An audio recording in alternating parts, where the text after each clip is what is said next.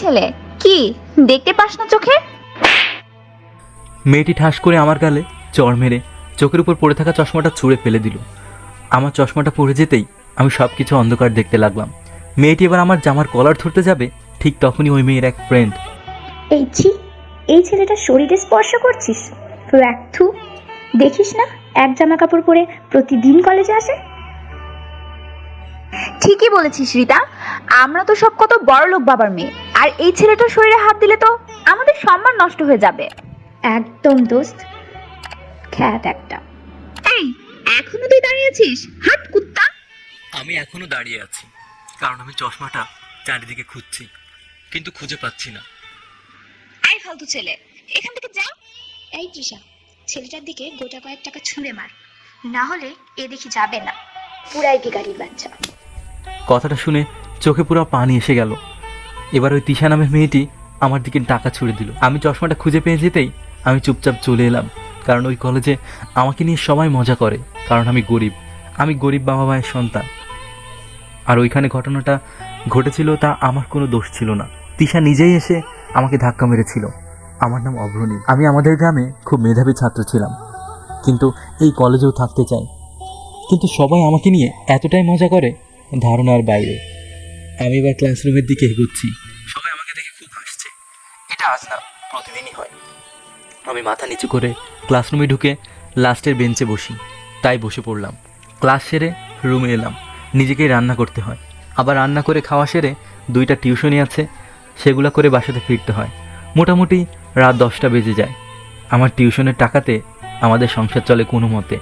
আমি এখন ছাদে বসে আছি বই নিয়ে আর পড়ছি। পড়া শেষ করে ঘুমিয়ে পড়লাম। সকালে উঠে আবার কলেজের দিকে রওনা হলাম। আমি গরিব বাবা মায়ের সন্তান, তাই আমাকে হেঁটেই কলেজে যেতে হয়। একটা টাকাও বাজে খরচ করি না। আমি এবার কলেজের গেটে ঢুকতে যাব, ঠিক তখনই দেখি তিশা আর ওর ফ্রেন্ডরা আমার সামনে এসে দাঁড়ালো, আর আমাকে দেখে অনেক মজা করতে লাগলো। আমি মাথা নিচু করে দাঁড়িয়ে আছি আর সব মুখ বুজে সহ্য করছি। ওদের খিল্লি আর থামে না। এবার আমাকে যেতে দিন প্লিজ। এটা কি তোর বাপের রাস্তা নাকি? অন্যদিকে যা, যদি যাওয়ার হয়। না না, বাপের হতে যাবে কেন? আর অন্যদিকে তো রাস্তা নেই। না হলে এখানে চুপচাপ দাঁড়িয়ে থাক। প্লিজ আমাকে যেতে দিন, ক্লাস মিস হয়ে যাবে। আচ্ছা, যেতে পারিস, তবে একটা শর্তে। কি বলুন আপু? তৃষার স্যান্ডেলগুলা তোর রুমাল দিয়ে পরিষ্কার করে সেই রুমাল তোর মুখে লাগাতে হবে। কথাটা শুনে আমি আশ্চর্য হলাম। সত্যি বড়লোকের মেয়েরা অনেক অহংকারী, টাকাই দুনিয়ার সব। আচ্ছা আপু, আমি এবার তিশার স্যান্ডেলগুলো পরিষ্কার করতে থাকলাম। তিশার স্যান্ডেলগুলো দেখে মনে হচ্ছে ওনার যা জুতার দাম তা দিয়ে হয়তো আমাদের মতো গরিবদের 2 মাস অনায়াসে চলে যাবে। আমি ওর স্যান্ডেলের দিকে একভাবে তাকিয়ে রইলাম আর ভাবতে লাগলাম, আমিও যদি বড়লোক হতাম। না, বড়লোকেরা খুব অহংকারী হয়। আমাকে যেন কে পেছন থেকে কলার ধরে তুললো। দেখি প্রফেসর এই কলেজে। আমি সালাম দিলাম, কিন্তু আমার গালে একটা কষে থাপ্পড় মারলেন উনি। এই করতে আসো কলেজে, মেয়েদের ইনসাল্ট করতে? দেখুন না স্যার, আমার পা ধরে কি সব করছে, আর কত কি খারাপ ভাষা বলছে। জি স্যার, আমি কত কি খারাপ কথা বলেছি, ছি, ওগুলো মুখে আনতে পারবো না। আমাদের এসব কাণ্ড দেখে গোটা কলেজের স্টুডেন্ট ছোট বড় সব আমাদের চারপাশে দাঁড়িয়ে দেখছে, আর আমি মাথাটা নিচু করে শুনছি, আর চোখের কোণ দিয়ে ফুটো ফুটো করে পানি বের হচ্ছে। স্যার এবার চলে গেল আরও অনেক কিছু বলে। আমি ক্যাম্পাসে গিয়ে অনেক কান্না করতে থাকলাম, কিন্তু কেউ কিছু বলে না, কারণ আমি গরিব। এই কলেজে চান্স পাওয়াটা আমার আম্মুর ইচ্ছা, তাই আম্মুর ইচ্ছা পূরণ করতে এখানে আছি। এই কলেজের সবাই বড় লোক, তার মধ্যে সব থেকে বড় লোকের মেয়ে হলো ওই তিশা।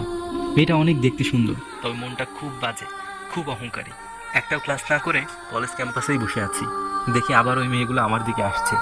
আমি এবার তাড়াতাড়ি উঠে এগোতে থাকলাম। এই অভ্রনীল, অভ্রনীল!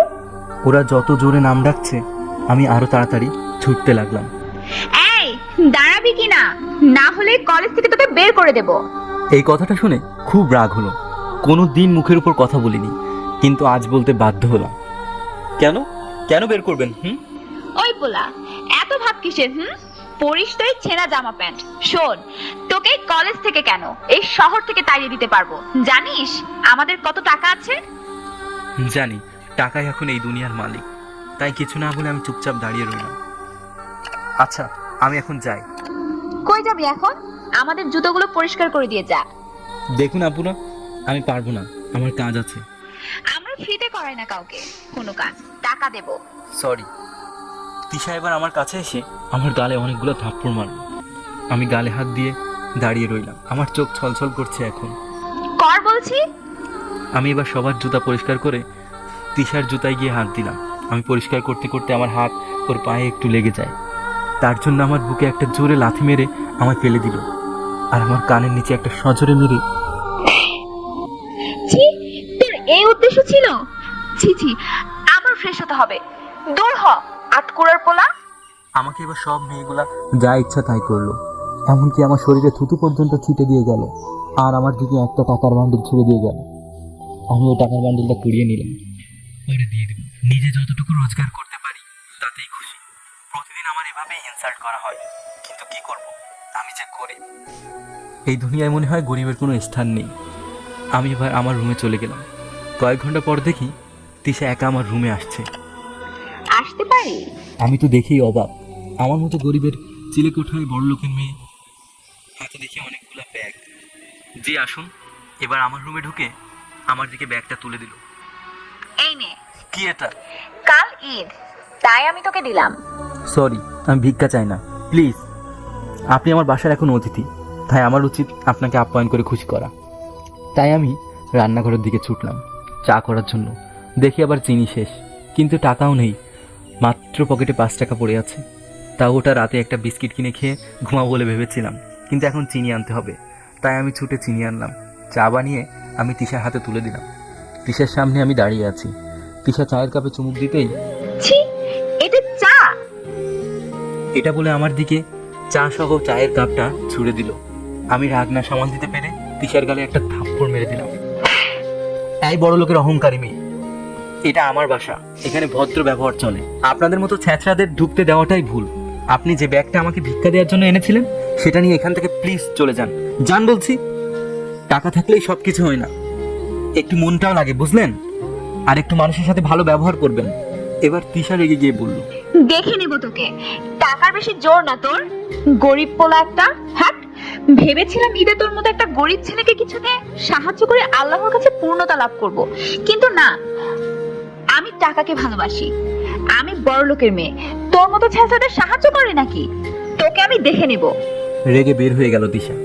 আমি আমার চোখ থেকে বড় বড় গোল কাঁচওয়ালা চশমাটা খুলে ওতে লেগে থাকা চায়ের কিছু ছিটা ফোঁটা ভালো করে মুছতে লাগলাম। তারপর তিশা রেগে চলে গেল, আর আমি সেটা দেখতে থাকলাম। কেমন একটা লাগলেও আমি ভাবতে শুরু করলাম, আমি তো কিছুই করিনি। এবার আমি টিউশন পড়ানোর উদ্দেশ্যে বের হলাম। প্রতিদিনের রুটিনের মতো সময় মাফিক বাসায় ফিরলাম। খাওয়া দাওয়া সেরে ঘুমিয়ে পড়লাম। পড়তে বসলাম না। আমি যতই খারাপ হই, কিন্তু একটা মেয়ের শরীরে হাত দিয়েছে, খুব জঘন্য একটা কাজ করেছে, তাই কাল তিশার কাছে গিয়ে ক্ষমা চেয়ে নিব। এটা ভাবতে ভাবতে ঘুমিয়ে পড়লাম। কখন যে ঘুমটা লেগেছে সেটা নিজেও বুঝতে পারছি না। এবার উঠে আমি কলেজের দিকে রওনা হলাম। কলেজে ঢুকে চারদিকে খুঁজতে লাগলাম তিশাকে। অবশেষে কলেজ ক্যাম্পাসের পাশে গ্যারেজে তিশাকে দেখতে পেলাম। আমি ভয়ে ভয়ে এগিয়ে গেলাম। তিশাকে দেখে মনে হলো ও আমাকে দেখে খুব রেগে গেছে। আমি ওর সামনে গিয়ে চুপ করে দাঁড়িয়ে বললাম, কালকের জন্য সরি। ভিখারি তো ভিখারি হয়। এই, ওকে ব্যাগটা দিয়ে দে। আমি কারোর কাছে ভিক্ষা চাইতে বা নিতে আসিনি। আমার ভুলটা আমি শোধরাতে এসেছি। ও মা, তাই? জি। এই ঘাট পোলা, শোন। জি? তুই এমন কেন? কেমন? তোকে এত অপমান করি আমরা, তবু তুই এখন ওই কলেজে আছিস কেন? জানেন তো, গরিব মানুষদের অর্থ না থাকলেও স্বপ্ন থাকে হাজার। তার মধ্যে এটাও একটা স্বপ্ন, যেটা আমার আম্মু দেখেছে। বাহ, বেশ তো কথা বলতে শিখেছিস। জি, বলতে শিখিনি, তবে বাস্তবতা শিখিয়ে দিয়েছে। তা তোর নামটা কি জানো? জি, অভ্রনীল। আচ্ছা, আমি এখন আসি। আমি এবার পেছন ঘুরে চলে আসতে লাগলাম। এই ঘাট পোলা, শোন। জি বলুন। তুই এত কিউট, তাহলে তুই এমন চশমা পরিস কেন? দেখতে কত খ্যাত লাগে বলতো। জি, ক্ষতি নেই। কলেজে আমি আসি পড়াশোনা করতে, কাউকে রূপ দেখাতে না। তার মানে তুই আমাদের বোঝাচ্ছিস? এটা শুনেই তিশা জ্বলে গেল। না, আপনাদের বোঝানো শব্দ হয়তো আমার নেই, আর থাকবেই বা কি করে, কারণ আপনারা কত বড় লোক বাবার মেয়ে, আর আমি কোথায় গেও একটা গরিব ছেলে, যার বাসায় নুন আনতে পান্তা ফুরায়। তিশা দেখি এক মনে কথাগুলো শুনছিল। এবার আমার কাছে এসে, আমরা বন্ধু হতে পারি কি? না। কেন? আপনার মতো বড় লোকদের সাথে আমার মতো গরিব ছেলের বন্ধুত্ব হয় না। কারণ হোক বা না হোক আমার চাই। সম্ভব না, আমি আসি। এটা বলে আমি চলে আসলাম। দেখি সারাদিন মেয়েটা আমার পেছনে পেছনে ঘুরছে, আর আমি সেটা হালকা করে নোটিস করছি। জানি আবার মজা করবে, তাই বি কেয়ারফুল। আমি কলেজ শেষ করে বাসায় যাচ্ছি, ঠিক তখনই দেখি গাড়ি নিয়ে আমার সামনে তিশা এলো আর আমার হাত ধরে। এই খ্যাপলা, গাড়িতে ওঠো। কি ব্যাপার, আজ এত সম্মান? বাহ, বেশ ভালোই লাগলো। কেন? কেন মানে কি, একটা কাজ আছে। নিজের কাজ নিজেই তো করতে পারেন, নাকি আমাকে নিয়ে আবার মজা করার প্ল্যান? না, তুমি যাবা কি না? এবার আমার হাত ধরে টেনে আমাকে গাড়িতে বসালো আমার অনিচ্ছাতে। এবার দেখি একটা শপিং মলের সামনে এসে দাঁড়ালো, কিন্তু আমার কাছে তো টাকা নেই। খ্যাপলা, চলো। কই যাব? দেখতে পাচ্ছ না কোথায় এসেছি? না, আমি যেতে পারবো না। যাবে কি না? না বলেছি তো। ওই চলো। এবার আমার হাতটা ধরতে গেল, আমি হাত না ধরতে দিয়ে, আমার হাত ধরবেন না প্লিজ। কেন? আমি গরিব, আমার শরীরে হাত দিলে হয়তো আপনাকে গোসল করতে হবে, আর সেটা আমি চাই না। উফ আল্লাহ, তুমি সেই আগের কথাগুলোকে নিয়ে পড়ে আছো। না, এটা বাস্তব। চলো তো। এবার মলে ঢুকলাম, দেখি সব জামা কাপড় ও জেন্টসদের দেখছে, মনে হয় বয়ফ্রেন্ডের জন্য কিনবে। দেখি অনেকগুলো ড্রেস পছন্দ করলো, এবার আমার দিকে তাকিয়ে। যাও, এগুলো ট্রাই করে আসো। কেন? আরে বাবা, দেখতে হবে তো কেমন লাগবে দেখতে। ও বুঝলাম, আপনার বয়ফ্রেন্ডের সাইজ আর আমার সাইজ এক নাকি? আরে না না, তবে কিছু না, যাও তাড়াতাড়ি। সব ড্রেস ট্রাই করতে করতে পুরো 1 ঘন্টা চলে গেল। এবার চয়েস হলো ড্রেস, আমি এবার ওগুলো খুলে আমার নিজের ড্রেস পরে নিলাম। এবার কাউন্টারে তিশা টাকা দিয়ে গাড়ির কাছে এলো, আর গাড়ির কাছে এসেই আমার দিকে ব্যাগটা তুলে। এই খ্যাপলা, এটা তোমার জন্য। সরি আপু, আমি ভিক্ষা নেই না। এই কুত্তার বাচ্চা, আপু কাকে বলিস? আর ভিক্ষা মানে কি? তিশা রেগে গেছে, মুখটা অনেক মায়াবী। যতই হোক বড়লোকের মেয়ে, আর বড়লোকের মেয়েরা একটু সুন্দরী হয়, তবে মনটা সবার সুন্দর না। সরি, আপনি তো কাল বললেন আমার মতো গরিবকে সাহায্য করে আল্লাহর কাছে পূর্ণতা লাভ করবেন। কাল রেগে উল্টো পাল্টা বলে দিয়েছি। আপনাদের মতো বড়লোকের ছেলে মেয়েদের আমি বিশ্বাস করি না। আচ্ছা, তোমার প্রবলেমটা কোথায়? আমি বড়লোক তো কি হয়েছে?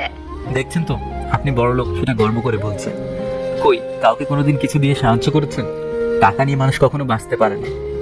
অন্যের সুখের জন্য নিজের অর্থ যদি সামান্য রূপে বিলিয়ে দেওয়া হয়, তাতে এমন কি ক্ষতি হবে শুনি? কিন্তু না, আপনাদের মতো বড়লোকদের একটাই স্বভাব, আরো চাই আরো চাই, শুধু টাকার পাহাড় চাই। তিশা এবার মাথা নিচু করে আমার সব কথা শুনছে। তোমার বড়লোকদের উপর এত রাগ কেন? এটা রাগ না, বুঝলেন? তো কি? কিছু না। আর এসব আপনাদের মতো বড়লোকদের ছেলে মেয়েরা বুঝবে না। তো কারা বুঝবে শুনি? আমাদের মতো গরিব মানুষেরা। জানেন টাকার মূল্য আমাদের কাছে কতটা প্রয়োজনীয়? কতটা? আমার চোখের দিকে একভাবে তাকিয়ে আছে তিশা, গালে হাত দিয়ে হাসছে আর আমার কথাগুলো শুনছে। আপনারা প্রতিদিনের হাত খরচ যেভাবে খুশি উড়িয়ে দেন, কিন্তু আমাদের ভাবতে হয় কালকের কথাটাও, কিভাবে হাত খরচ চলবে। হাত খরচের কথা বাদ দেন, আপনি যে প্রতিদিন এই লাক্সারি গাড়ি নিয়ে আসেন শুধুমাত্র একা বসে, কই কোনোদিন কোনো বৃদ্ধা মানুষকে কি চাপিয়েছেন? এত রোদে চলাফেরা করছে। ছি, তাদের গোটা শরীরে কি দুর্গন্ধ। দেখলেন তো, এটাই আপনাদের মতো বড়লোকদের প্রবলেম। আরে একটু সাহায্য করতে শিখেন। আমাকে একটা ড্রেস দিয়ে আল্লাহর কাছে পূর্ণতা লাভ করবেন বলছেন, কিন্তু জানেন পথে ঘাটে মানুষদের সাহায্য করা কতটা ভালো? আপনাদের মতো বড়লোকরা এসব বুঝবেন না, কারণ আপনারা টাকা রোজগার করেন এসি রুমে বসে বা স্যুট বুট পরে, কিন্তু গরিবরা মাঠে লাঙল নিয়ে রোদে পুড়ে জলে ভিজে চাষ করে আমাদের মুখে অন্ন জোগায় শুধুমাত্র কয়েকটা টাকার লোভে। আমাদের মতো গরিবরা যদি না থাকতো না, তাহলে আপনাদের মতো বড় লোকরা বাঁচতো না। তিশা এইসব কথাগুলো শোনার পর আমায় হঠাৎ জড়িয়ে ধরে কান্না শুরু করে দিল। আমাকে জড়িয়ে ধরতেই আমি ওকে ছাড়িয়ে দিলাম আর বললাম, গরিবের সাথে বড় লোকের মিল হয় না, প্লিজ শরীরে স্পর্শ করবেন না। তুমি এমন কেন? জি, আমি একটু এমনই। আমি বড়লোক বলে তোমার জ্বলন হচ্ছে? জি না। হচ্ছে। এসব কথা বলতে বলতে আমার বাসায় আমাকে পৌঁছে দিয়ে গেল, কিন্তু আমি ওর দেওয়া ব্যাগটা ওকে ফিরিয়ে দিলাম। এবার আমার কলার ধরে, এই ব্যাগ না নিলে তোকে আমি নারী নির্যাতন কেসে ফাঁসাবো। মানে? জি। হ্যাঁ নিচ্ছি, প্লিজ এসব করবেন না। শুনেছি নাকি পুলিশের খাতায় নাম উঠে গেলে নিজের মান সম্মান কিছু থাকে না, আর তিশা খুব জেদি মেয়ে। এই নাও। আর হ্যাঁ, আমি যা বলবো এবার থেকে তাই করবে। জি, কি করতে হবে বলুন? সময় বলে দিবে। বাই খ্যাত বলা। এবার হেসে হেসে চলে গেল। মোবাইল নাম্বারও আছে ওর কাছে, যদি নাম্বারটা থানায় দিয়ে দেয়। এবার আমি রুমে এসে বসলাম, এটা নিয়ে চিন্তা করছি। ঠিক তখন তিশার নাম্বার থেকে এই খ্যাত বলা 143 এর মানে কি? 143 মানে কি? আমি সব বই একে একে খুঁজতে থাকলাম। কোনো প্রশ্নের উত্তর চাইছে হয়তো, তাই মেসেজ দিয়েছে। না উত্তর বলে দিলে সোজা হয়তো থানায় নাম্বারটা দিয়ে দিবে। প্রায় 3 ঘন্টা খুঁজতে লাগলাম, কিন্তু কোনো বইয়ে পেলাম না। দেখি তিশা এখন কল দিয়েছে। আমার কপালে এখন ঘামের বিন্দু টপ টপ করে গাল বেয়ে নিচে নেমে আসছে। আমি এবার ফোনটা রিসিভ করতেই এই খ্যাত, আমার উত্তর কই? আমার বুকটা এবার ধর ধর করে কাঁপছে। না না, মানে কোনো বইয়ে তো পেলাম না তো, তাই। কি তাই? উফ আল্লাহ, তোকে না আমি গিলে খাবো। কি কেন? কিছু না, রাখছি, বাই। মুডটাই অফ করে দিল। আচ্ছা, এসব গরিব পোলাদের না বলাই উচিত, কিছুই বোঝে না খ্যাত এক একটা। এই কথাটা শুনে খুব কষ্ট লাগলো। আচ্ছা, আমি গরিব বলে কি আমি মানুষ না? আমি আবার বইয়ের পাতা উল্টাতে থাকলাম। যাই হোক, আমি উত্তর খুঁজে দেবই। সকালে উঠে কলেজের দিকে রওনা দিলাম। আজকে তিশাকে দেখতে পাচ্ছি, বাট ওর ফ্রেন্ডগুলা আমাকে সামনে দাঁড় করিয়ে মজা করছে, রোজগারের মতো আজও। তাই আমি আর কিছু মনে করি না। এবার ওর ফ্রেন্ডরা চলে গেল, তিশা আমার সামনে দাঁড়িয়ে। কি হলো? আমার উত্তর কই? না মানে কোথাও তো লেখা নেই। তাই আমি বলি তাহলে, জি বলুন। I hate you. ও আচ্ছা, এটা বলার কি প্রয়োজন ছিল? এটা তো কলেজের সবাই আমাকে করে। বেশি না বকে চলো। এটা বলে আমার হাতটা ধরতে গেল। প্লিজ আমার হাত ধরবেন না। কেন? আপনার মতো বড় লোকের মেয়ের হাতের উপর হাত রাখার আমার অধিকার নেই, আর রাখতেও চাই না। ধুর, হাত দেব না, চলো। কোথায়? একটু বেড়াতে। না, সম্ভব না। কেন? আমি ক্লাস মিস করে বেড়াতে যাব ভাবলেন কি করে? ও আচ্ছা, শর্ত মনে আছে তো? কি শর্ত? রাতের ওটা কলেজের প্রফেসর। না না, আমি যাচ্ছি, চলুন। Good boy. আমি গাড়িতে উঠলাম।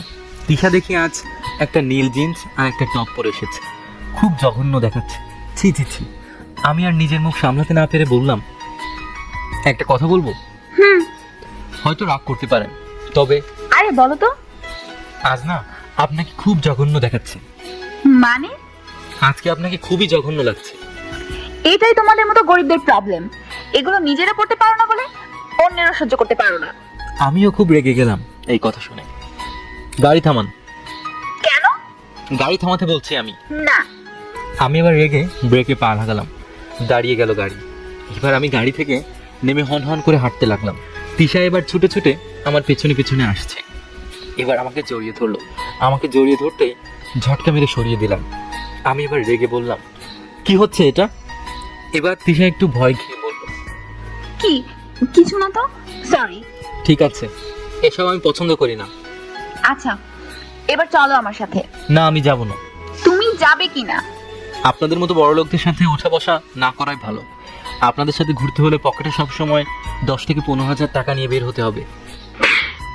এটা শুনে তিশা রেগে আমার গালে একটা থাপ্পড় মেরে বলল, এই খ্যাত পোলা কুত্তা, তোর কাছে টাকা থাক আর নাই থাক, তুই আমার সাথে যাবি, না হলে সোজা কলেজের প্রফেসরের কাছে যাব। আমি খুব ভয় পেয়ে গেলাম, যদি কলেজে গিয়ে উল্টাপাল্টা কিছু বলে দেয়। এখন অবশ্য মুখের কথার কোনো দাম নেই। যার কাছে টাকা আছে সেই এই দুনিয়ার মালিক মনে হয়। তাই আমি রাজি হয়ে গেলাম। এবার আমি গাড়িতে চাপলাম। আমি ড্রাইভ করতে পারি না। আমি চুপ করে এবার বসে থাকলাম। কিছুক্ষণ পরে একটা মলে এলো। এবার তিশা আমার হাতটা ধরে গোটা মল ঘুরতে লাগলো। আমি অনেকবার অনেক কথা বলতে চেয়েছি, বাট ও কোনো উত্তর দিচ্ছে না। তিশা প্লিজ আমার হাতটা ছাড়েন। না, ছাড়বো না। এই দেখো, এটা কেমন? আমার হাতটা ছাড়েন আগে। আর আপনি কি কিনবেন না কিনবেন আমার কি? এই কুত্তা, কথা কানে যায় না? না মানে ওই যে নীল শাড়িটা বেশ লাগছে। আচ্ছা, এইটাই নিচ্ছি তাহলে। এবার ওই নীল শাড়িটা নিয়ে তিশা চলে গেল। কিছুক্ষণ পর তিশা বাইরে বেরিয়ে এলো। আমি দেখে তো পুরাই ক্রাশ। সত্যি, যে মেয়েকে এত জঘন্য লাগতো ওসব জিন্স টপ পরলে, আর সেই মেয়েকে আজ শাড়ি পরে কত সুন্দর লাগছে। এবার আমার সামনে এসে বলল, এই কেমন লাগছে? খুব সুন্দর লাগছে আপনাকে। তাই? এবার চলেন, কোথায় যাবেন? এবার আমাকে নিয়ে সোজা পার্কে চলে এলো। আমি এখানকার তেমন কিছু জানি না, কারণ আমি গ্রামের ছেলে আর এই শহরে পড়াশোনা করতে এসেছি। আর আমার পকেটে তেমন টাকাও থাকে না যে এই শহরটা ভালো করে ঘুরে দেখব। আমার জীবন তো আপনারা জানেনই, পার্কে খুব গরম, আমার গোটা শরীর ভিজে যাচ্ছে। একটা গাছের নিচে গিয়ে বসা হলো। আমার এই অবস্থা দেখে তিশা আমার পার্স থেকে রুমালটা বের করে আমার মুখে দিতে যাবে, ঠিক তখনই আমি ওর হাতটা ধরলাম। আমার হাত ধরলে কেন? না না মানে কি মানে? না না, আমার মুখে আপনার রুমাল দেবেন না প্লিজ। কেন দেব না? আমি চাই না আমার মতো গরিব মানুষের ঘাম বড় লোকের মেয়ের রুমালে লেগে থাকুক, আবার আপনাকে গিয়ে গোসল করতে হবে। অভ্র, তুমি এমন কেন? জি আমি এমনই। কেন কেন? আমার চোখের দিকে তাকাও। তুমি কি কিছুই বোঝো না? না, কি বোঝার আছে শুনি? সত্যি কিছু বোঝো না? না। অভ্র, আমি তোমাকে ভালোবাসি। এটা শুনে আমার মাথা পুরো রেগে আগুন। সঙ্গে সঙ্গে আমি ওর কাছ থেকে উঠে চলে এলাম। এবার তিশা আমার সামনে এসে দুহাত মেলে বলল, এই, যাবে না প্লিজ, আমার কথার জবাব দাও। কি জবাব দেব? তুমি আমাকে ভালোবাসবে কিনা? না, আমার পক্ষে সম্ভব না। কেন না? জানি না, আমার পথ ছাড়েন। আপনার সাথে আসাটাই আমার ভুল হয়েছে। কেন বলে যাও আগে। আমি আপনাদের মতো বড় লোকদের সহ্য করতে পারি না। কেন পারো না জানতে পারি কি? কারণ আপনারা আমার মতো গরিব মানুষদের পেটের ভাত কেড়ে নেন। আর আপনাকে এত বোঝা লাগবে না। সোজা কথা, আমি আপনাকে ভালোবাসি না। আমি বুঝতে চাই না, আমি শুধু তোমাকেই ভালোবাসি। জানো, তোমাকে আমার প্রথম থেকেই ভালো লাগতো। তখন ছিল শুধুই আমার ভালো লাগা, কিন্তু এই 3 দিনে আমি তোমাকে ভালোবেসে ফেলেছি, তোমার ওই মিষ্টি মিষ্টি জাদু করা কথাগুলোতে। ফালতু বকবেন না প্লিজ, আমাকে যেতে দিন। না, যেতে দেব না। আমি কিন্তু সুইসাইড করব তোমাকে না পেলে। যান গিয়ে করেন, এসব ভয় আমাকে দেখাবেন না। আমার কিন্তু এবার সহ্যের সীমা হারিয়ে ফেলছেন আপনি। সত্যি বলছি, আমি সুইসাইড করব। যান গিয়ে মরেন, আমার কিছু আসে যায় না। এবার আমি ওখান থেকে চলে এলাম। পুরা দিনটা খারাপ করে দিল। দুপুরে বসে বসে ঘামছি রুমে, ঠিক তখনই ফোন এলো একটা আননোন নাম্বার থেকে। হ্যালো। হ্যালো অভ্র, জি, আপনি কে? আমি মিতা, তিশার ফ্রেন্ড। অভ্র, তুমি এই হসপিটালে তাড়াতাড়ি আসো, তিশা সুইসাইড করেছে। ফালতু বকবেন না, আমার এসব শোনার সময় নেই। প্লিজ অভ্র, একবার আসো। সত্যি বলছি, তিশার এখন খুব অবস্থা খারাপ। তিশার শ্বাস প্রশ্বাস ধীর গতিতে চলছে। ওই মেয়ে, ড্রামা করেন কেন? প্লিজ আমাকে আর কল দিবেন না। এবার আমি কলটা কেটে দিলাম। অনেকবার অনেক নাম্বার থেকে আমাকে কল দিল, একটাও রিসিভ না করে ফোনটা সুইচ অফ করে দিলাম। আমি জানি সব মজা করছে। সন্ধ্যা নেমে এলো। এবার দেখি কতগুলো লোক এলো আর আমার কলার ধরে তাদের গাড়িতে চাপিয়ে নিয়ে অনেক গালিগালাজ করতে লাগলো। আমি অনেক জানতে চাইলাম, কিন্তু তারা আমার গালে থাপ্পড় মারতে থাকলো। তারপর সবাই আমাকে থাপ্পড় মারতে থাকলো। আমি বুঝে উঠতে পারছি না কেন আমাকে মারছে, আর আমি কোনো কিছু জিজ্ঞাসা না করে বসে আছি শুধু। এবার আমাকে হসপিটালে নিয়ে যাওয়া হলো। আর এটা তো সেই হসপিটাল যেটা দুপুরে মিতা আমার ফোন দিয়ে বলেছিল। তাহলে এরা তিশার জন্য আমায় তুলে এনেছে। আমি ভেতরে যেতেই একজন মহিলা আমার পা ধরতে এলো। আমি আমার পা না ধরতে দিয়ে বললাম, এ কি, আপনারা কে? আর আপনি কে আন্টি? বাবা, আমি তিশার আম্মু। আন্টি, তিশা কোথায় আর কি হয়েছে ওর? তিশা এখন বেডে আছে। কি হয়েছিল একটু খুলে বলবেন? তিশা কোথা থেকে যেন 10:30টার সময় বাসায় ফিরল। কোনো কিছু না বলে রুমের মধ্যে চলে গেল। 11টা বাজার সময় আমি রুমে গিয়ে নক করলাম, কিন্তু ওর কোনো সাড়া পেলাম না।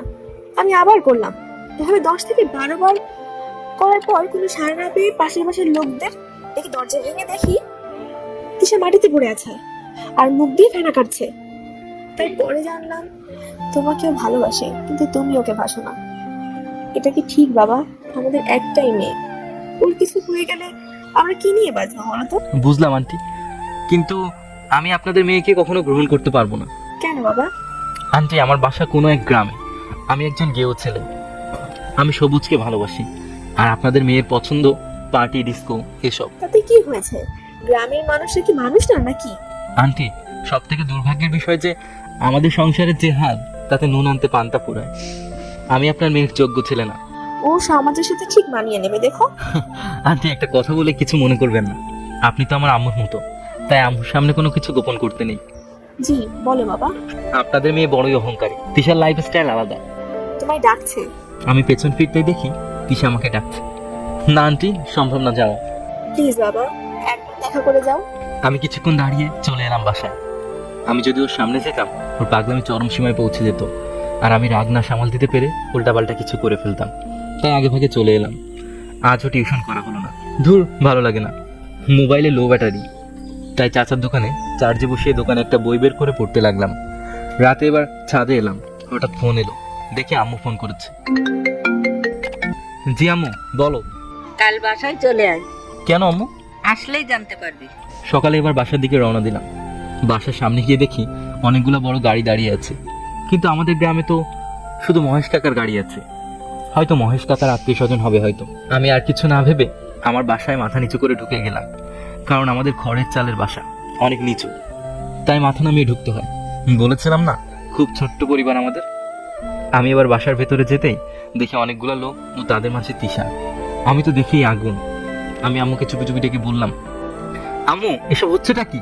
কি আবার দেখতে পাচ্ছিস না তোর বিয়ের কথা চলছে? আমার বিয়ে? হ্যাঁ, তোর বিয়ে। আম্মু তুমি তো ভালো করেই জানো আমি বড় লোকদের সহ্য করতে পারি না। ছাড় না বাবা, আমি চাই তুই সুখে থাক, আর মেয়েটাও তো তোকে অনেক ভালোবাসে, তাই না? তবু আম্মু, আমার বিয়ে করা সম্ভব না। তুই কি চাস এখনই এইভাবে বিয়েটা এখানেই হয়ে যাক? মানে কি এসবের? চুপ থাক তাহলে। আম্মু প্লিজ, আমি এই বিয়ে করতে পারবো না। ওই মেয়ে আমাদের সমাজে বসবাস করতে পারবে না। তো তুই ওকে নিয়ে দূরে কোথাও চলে যাবি? আম্মু তুমি এটা বলতে পারলে? তুমি ছাড়া আমার কে আছে যে তোমাকে ছেড়ে আমি একটা অন্য মেয়ের সাথে বাইরে ঘর বাঁধবো? দেখ অব্র, মেয়েটা খুবই ভালো, তোকে অনেক ভালোবাসবে। আমি এবার রেগে সবার সামনে গিয়ে বললাম, এই যে আপনারা সবাই উঠুন, আর প্লিজ এখান থেকে চলে যান। এই বিয়ে হবে না, প্লিজ, আমি হাত জোর করছি। দিশা এবার কান্না করতে করতে আমার পায়ে এসে পড়লো। এবার আমার আম্মু আমাকে সরিয়ে দিয়ে বললো, আপনারা দাঁড়ান, আজ এখানেই বিয়ে হবে। দেখি ওর কত বড় সাহস। আম্মু আমি এই বিয়ে করতে পারবো না, প্লিজ আম্মু। এ বিয়ে যদি সুষ্ঠুভাবে না হয় তাহলে তুই আমার মরা মুখ দেখবি। আমি এবার চুপ করে রইলাম। আমাদের বিয়ে হয়ে গেল, যাকে বলে জোরপূর্বক। বাসর রাত আজ আমাদের। আমি রুমে ঢুকতে চাইছি না, কিন্তু আমাকে ঢুকতে হবে। আমি এবার রুমে ঢুকে ওর সামনে বসলাম। ও আমার দিকে কিছুটা তাকিয়ে খুব মিটমিট করে হাসছে। আমি কোনো রকম সাড়া না দিয়ে শুয়ে পড়লাম। একটু পরে ও চিৎকার করে উঠলো। উফ, আউ! কি হলো? এমন একটা বাসন রে বাবা, ছি ছি, গায়ের উপর কুটি পড়ছে। এজন্যই তো আমি বলেছিলাম আমাকে বিয়ে না করতে। আপনার লাইফস্টাইল আমাদের মতো সমাজের সাথে মিলবে না। শুনলেন আমার কথা? এবার থেকে এখানেই থাকতে হবে, না হলে যেখানে খুশি চলে যাবেন। তিশা খুব রেগে শুয়ে পড়লো। সকালে উঠে তিশা চিৎকার করতে লাগলো, ফ্রেশ হবো, টয়লেট কোথায়? টয়লেট নেই। মানে যা করতে হবে সব মাঠে। তিশা রেগে আগুন হয়ে গেছে। কোনো রকম খাওয়া দাওয়া সেরে কলেজে বেরিয়ে পড়লাম। এবার আমরা কলেজে এসে পৌঁছে গেলাম। আমরা এবার দূরে দূরে হাঁটতে লাগলাম। আমি সোজা ক্লাসরুমের দিকে চলে গেলাম, কোনো রকম খেয়াল না করে। এবার ক্লাস সেরে আমি একাই কলেজ ক্যাম্পাসে বসে আছি, আর চারিদিকে শুনতে পাচ্ছি এই ছেলেটাকে শেষ পর্যন্ত তিশার চাকর হতে হলো। সবার মুখে এক কথা। আমি এবার রেগে হন হন করে তিশাকে খুঁজতে লাগলাম। কিছু দূরে দেখি তিশা অনেক হাসাহাসি করছে। এবার আমি তাদের কাছে যেতেই রীতা বলল, এই তিশা, এসে গেছে তোর ভিখারি বর। রীতা ভিখারি না, ও ডাবল ভিখারি। তিশা, ওর মতো ভিখারিকে তুই বিয়ে করতে গেলি কেন? তোর জন্য তো কত বড় লোকের ছেলে মিলতো। জি মিলতো, তবে এর মতো মিলতো না। একে আমার পায়ের নিচে রাখলে ও সারা জীবন থাকবে। তিশা আপনি আমাকে ব্যবহার করলেন। জি খ্যাত, যাকে বলে প্রতিশোধ। আমি আপনার কি ক্ষতি করেছিলাম বলবেন একটু? দেখতে চাস? হ্যালো অল গাইস, সবাই একটু এদিকে আসবেন। এই ছেলেকে আমি বিয়ে করলাম কাল, আর আজ তাকে আমি ব্যবহার করব, যাকে বলে ইউজ অ্যান্ড থ্রো। ভিখারির বাচ্চা একটা। এই মেয়ে, ভিখারি আমাকে বলতে পারিস, কিন্তু আমার আব্বুকে না। কেন রে, তোর আব্বু কি লন্ডনে ভিক্ষা করে নাকি? এই মুখ সামলে। আমার আব্বু আপনাদের মতো চুনোপুটি বড় লোকদের পেছনে রাখে, জায়গা পাবেন না তার কাছে। এবার আমি সোজা বাসায় চলে এলাম। এসে শুনি তিশাকে আম্মু খাবার দিতে গিয়েছিল, ভালো খাবার না দেখে উল্টে ফেলে দিয়েছে। এবার আমি খাবার নিয়ে ওর সামনে গেলাম, খাবারের থালা এগিয়ে দিয়ে, এই নিন খেয়ে নিন। হোয়াট? এগুলো খাবার? নিন খেয়ে নিন। আমি খাবো না বলছি তো, খাবো না। খেয়ে নিন বলছি না? না আমি খাবো না বলছি তো। এটা বলেই খাবারের থালা উল্টে ফেলে দিল। আমি এবার ওকে ওখান থেকে তুলে বাইরে টেনে এনে ফেলে দিলাম। এটা ভদ্রলোকের বাসা, আপনার মতো অভদ্র মেয়ে থাকার জায়গা না। জানেন এতটুকু খাবারের দাম কত? এটা আমার আম্মুর ভাগের খাবার।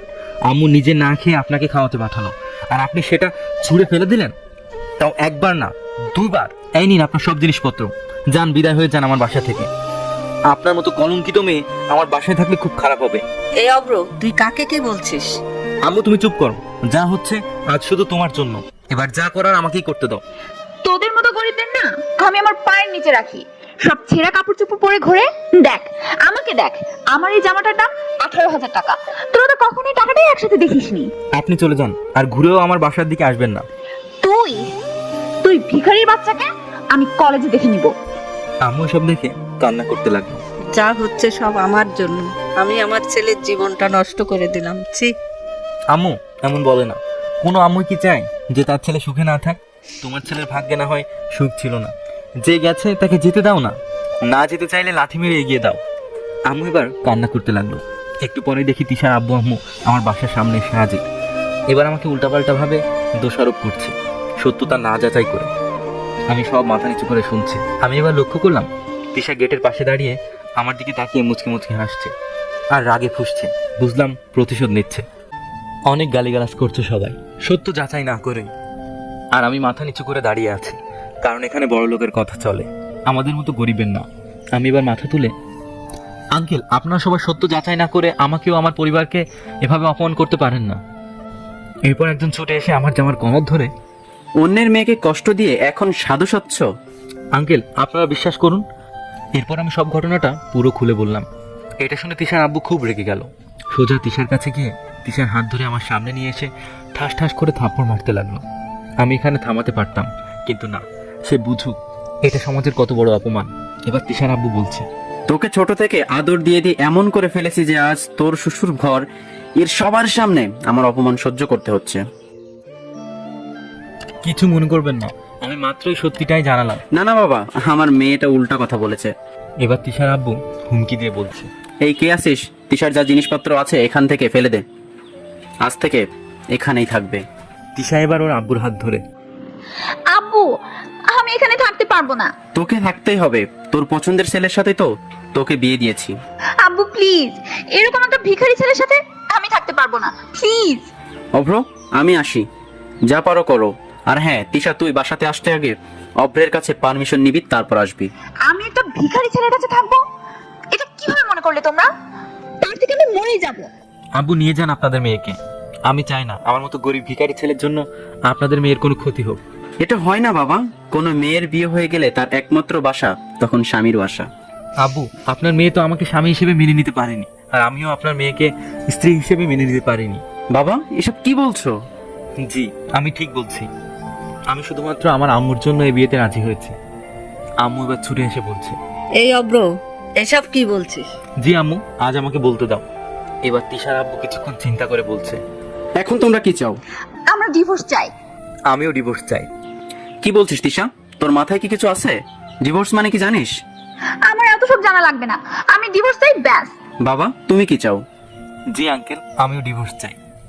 আপনার মেয়েও আমাকে স্বামী হিসেবে মেনে নিতে পারছে না, আর আমিও। ঠিক আছে, তোমরা দুজনে ভেবে দেখো কি করবে। একটা ভিখারি গরিব ছেলেকে ডিভোর্স দেবো, এতে ভাবার কি আছে? হ্যাঁ আমি ভিখারি হতে পারি, তবে আপনার মতো এত অহংকারী না। জি আমি অহংকারী। আমার আব্বুর অনেক টাকা, সব আমার। বাপেরটা নিয়ে সবাই ফোটানি করতে পারে, আপনার কি আছে বলুন শুনি? এই দেখুন আমার এই বাসাটা আছে নিজের, আপনার কি আছে? আমারই তো সব। আমার আব্বুর যা টাকা পয়সা সব, বাড়ি দালান সবকিছু।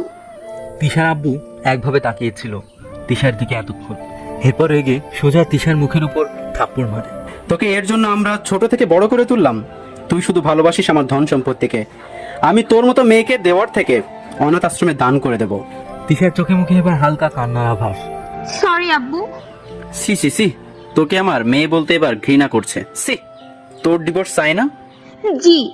মেয়েটা কত সহজে ডিভোর্স চাই বলে। আমি কিন্তু মুখেই বললাম যে আমার ডিভোর্স চাই, কিন্তু আমার ইচ্ছে নেই, কারণ সে আমার বউ। যতই হোক বউ তো বউই হয়। এবার দেখে তিশার আব্বু কোর্টের উকিলকে ফোন দিল। কিছুক্ষণ কথা বলার পর, 6 মাস পর ডিভোর্স, তাই আমি বলছি তোরা দুজন দুজনকে খুব ভালো করে বোঝার চেষ্টা কর কাছ থেকে।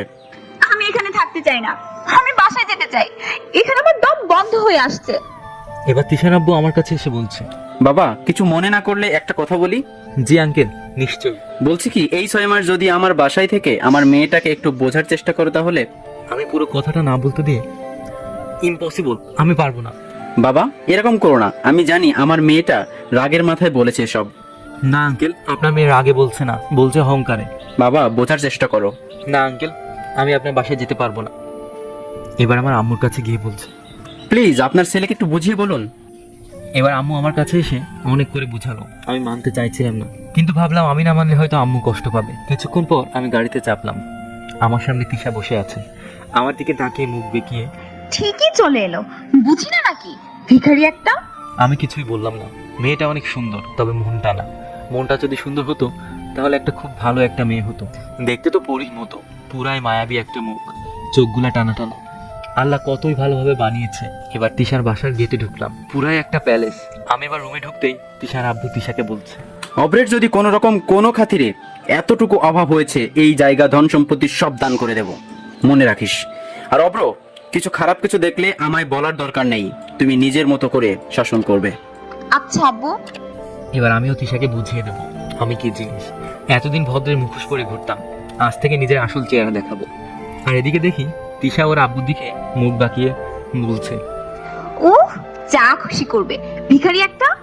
আমি এবার টেস্ট করার জন্য বললাম, এই যান, আমার জন্য এক গ্লাস ঠান্ডা পানি নিয়ে আসুন। আমি কোনো ভিখারিকে পানি দিতে পারবো না। আব্বু! এই ভিখারির বাচ্চা, স্টপ, আনছি। এই তো বাচ্চাধন পথে এসেছে।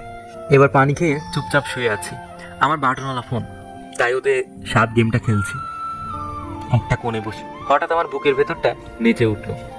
আমি সামনে তাকাতেই দেখি শালা তিশা ফুল সাউন্ডে মিউজিক লাগিয়ে বিছানার উপর লাফাচ্ছে। আমি কিছু না বলে ওর দিকে তাকাতে লাগলাম আর ভাবতে লাগলাম, বড় লোকেরা সবই করতে পারে। শালা কানের পর্দা দেখি ফাটিয়ে দিল। আমি চুপচাপ বাইরে চলে এলাম। দেখি তিশার আম্মু কিচেনে আছে, আমাকে দেখতে পেয়ে ডাক দিল। এসো বাবা এসো। জি আন্টি। আন্টি কি, আম্মু বলবে, ঠিক আছে? আচ্ছা।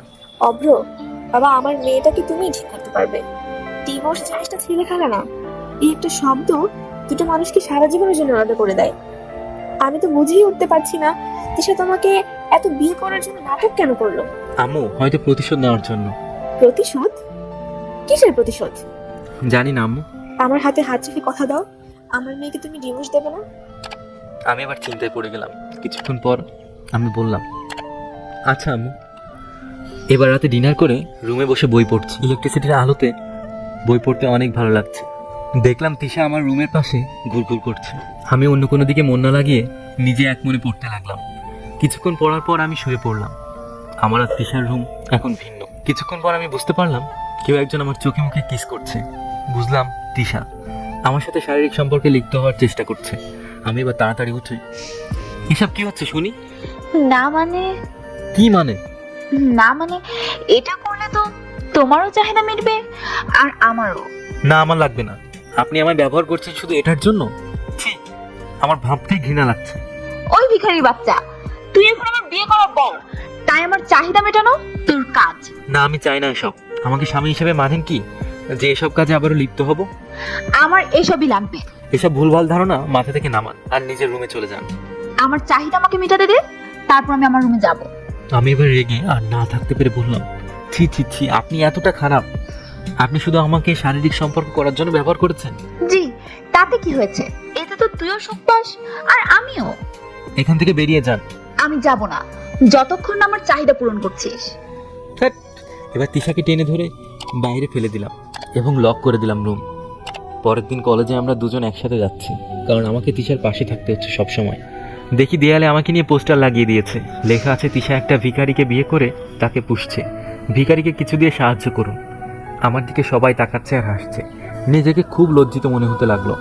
তিশা এবার ওর ফ্রেন্ডের কাছে গিয়ে আমার দিকে আঙ্গুল তুলে অনেক হাসছে। আমি এবার রুমে যাচ্ছি। পাশের কতগুলো ছেলে মেয়ে আমার দিকে কয়েকটা কয়েন ছুঁড়ে মারছে। আমার চোখে, কপালে, গায়ে সব জায়গাতেই লাগছে, কিন্তু কষ্ট তো বেশি হচ্ছে এই মনটাতে। ছি, একটা মেয়ে এতটা অহংকারী হতে পারে, ভাবতেই পারছি না। আমি ক্লাসরুমে না গিয়ে ক্যাম্পাসে কোনো এক নির্জন জায়গায় বসে বসে কান্না করতে লাগলাম। আমি গরিব বলে এতটা অপমান কিভাবে সহ্য করব বলুন তো আপনারা? আমি এখানে কান্না করছি, সেখানেও দেখি অনেকগুলো ছেলে মেয়ে আমাকে দেখে অনেক খিল্লি করছে আর আমার দিকে 2 টাকা 5 টাকার কয়েন ছুঁড়ে দিতে লাগলো, এবং সবাই আমাকে ভিখারি বলছে আর হাসাহাসি করছে। আমি মুখ বুজে সেগুলো সহ্য করছি। এরপর হঠাৎ করে আমি এবার কলেজ ক্যাম্পাস থেকে উঠে সোজা বাসায় চলে এলাম, মানে তিশাদের বাসায়। রুমে এসে চুপচাপ বসে আছি। কিছুক্ষণ পর তিশার আম্মু রুমের বাইরে থেকে, অব্র বাবা আসতে পারি? নিশ্চয়ই আম্মু, কেন আসতে পারেন না? আচ্ছা, আজ এত তাড়াতাড়ি কলেজ থেকে চলে এলে? জি আম্মু, শরীরটা একটু খারাপ। ও আচ্ছা, তাহলে তোমার চোখগুলো লাল কেন? কই না তো। আম্মুর চোখে ধরা না দিয়ে যাওয়া যায় না। সত্যি বলছি আম্মু, শরীর কেমন একটা লাগছিল, তাই আমি চলে এলাম। আর আপনাদের মেয়ে কলেজে আছে। একটা সত্যি কথা বলবে? জি আম্মু বলেন। তিশা তোমায় খুব অপমান করেছে, তাই না? না না আম্মু, কি যে বলেন না। জি, এটাই সত্যি। আমার থেকে তুমি লুকোচ্ছ কিছু। না না আম্মু, কি যে বলেন না। আম্মু আপনি শুধু শুধু চিন্তা করছেন, তেমন কিছু হয়নি। আমার খুব ক্ষুধা লাগছে, চলেন খাবো। আমার এতটুকুও ক্ষুধা নেই, তবুও তিশার আম্মুর কাছ থেকে রেহাই পাওয়ার জন্য এই বাহানাটা বানাতে হলো। আমি খাবার খেয়ে এসে রুমে বই পড়তে লাগলাম। দেখি তিশার আব্বু এলো এবার আমার রুমে। বাবা কি করো? এই তো আব্বু, একটু বই নিয়ে নাড়াচাড়া করছি। বসেন আব্বু। আচ্ছা আচ্ছা। দেখি তিশার আব্বুর দুটো হাত পেছনে, কি যেন আমার থেকে লুকিয়ে রেখেছে। এবার আমি বললাম, আব্বু আপনার পেছনে কি? না না, কিছু না তো। আব্বু আপনি দেখাবেন কিনা? আচ্ছা, আগে চোখ বন্ধ করো, তারপর। এতে আবার চোখ বন্ধ করার কি আছে? ওহো, বন্ধ করো না। এবার আমি চোখ বন্ধ করতেই সারপ্রাইজ। আমি এবার চোখ খুলতেই দেখি একটা বড় দামি মোবাইল আমার দিকে হাত বাড়িয়ে দিচ্ছে। আমি না নিয়ে, আব্বু এসব কি? কি মানে? তুমি আমার জামাই, আর তোমাকে খুশি রাখা আমার দায়িত্ব। আমার মেয়েকে শোধরানোর দায়িত্ব তোমার। সবই ঠিক আছে, তবে আমি এই মোবাইল নিতে পারবো না। আমি অনেক খুশি আমার ওই বাটনওয়ালা ফোন নিয়ে। দূর, কি যে বলো না।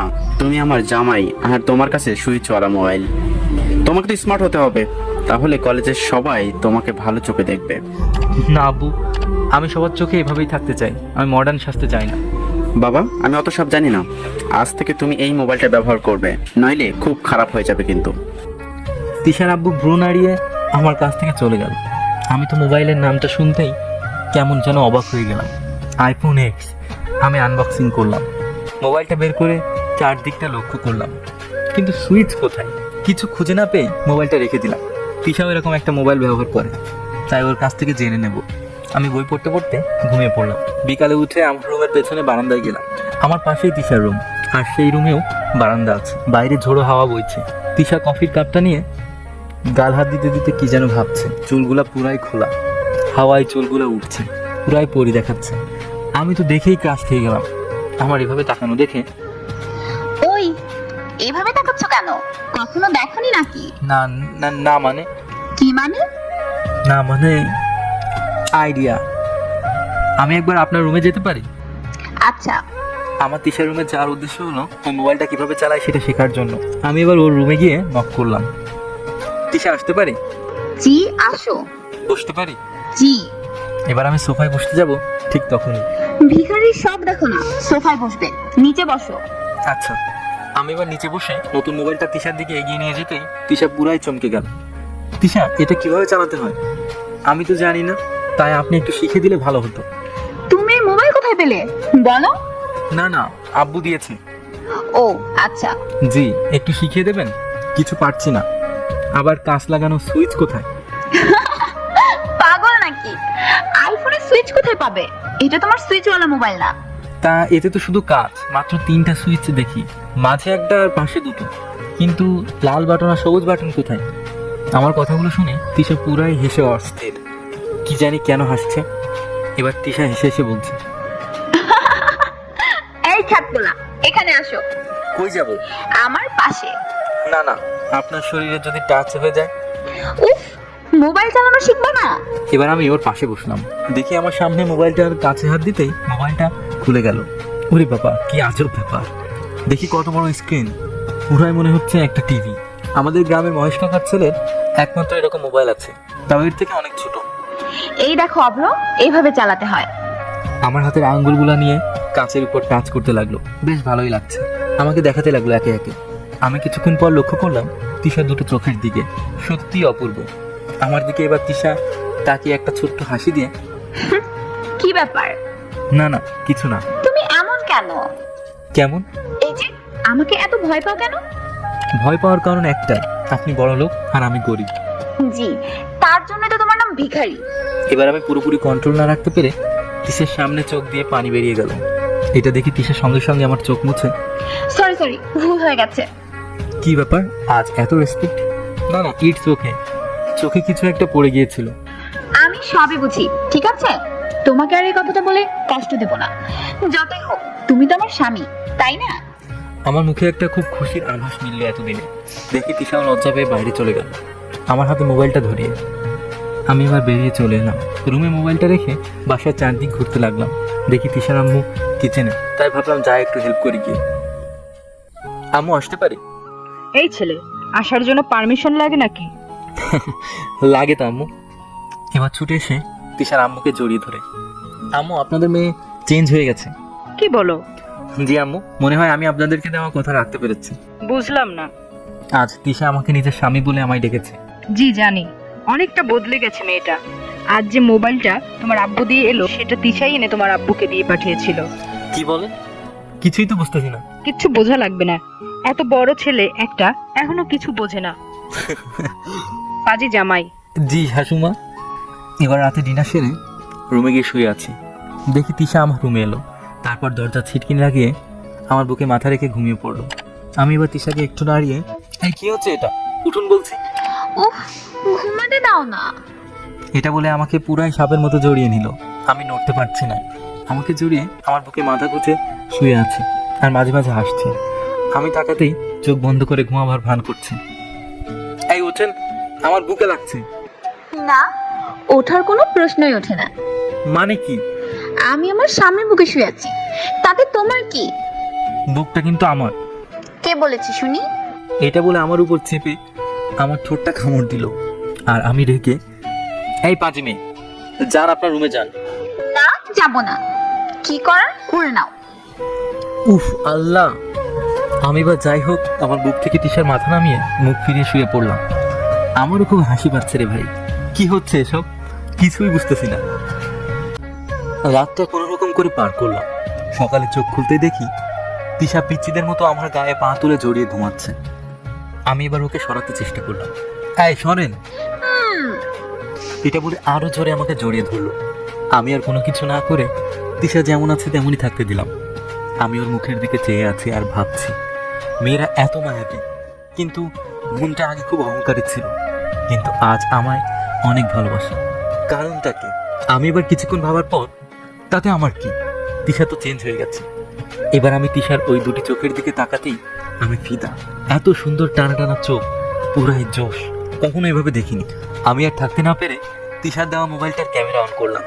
কাল শিখিয়ে দিয়েছিল, ওই ঘষে ঘষে অন করলাম, তাও আবার টানা 15 মিনিট পর। এবার আমি ওর মুখের একটা ফটো তুলতেই দেখি টর্চ লাইটের মতো জ্বলে উঠলো। আমি সেটা দেখে ভয়ে, ও মা এটা কি! সঙ্গে সঙ্গে তিশা উঠে আমার মুখে হাত দিয়ে, কি হলো? কি হলো? না না কিছু না। আমার মুখে ভয়ের আভাস থেকে তিশা মনে হয় খুব ভয় পেয়ে গেছে। দেখেও এবার কান্না শুরু করে দিল। কি হয়েছে বলবা তো নাকি? না না কিছু না। ওই কি হয়েছে বলবা কি না? আমি ভয়ে মোবাইলটা ওর দিকে এগিয়ে দিলাম।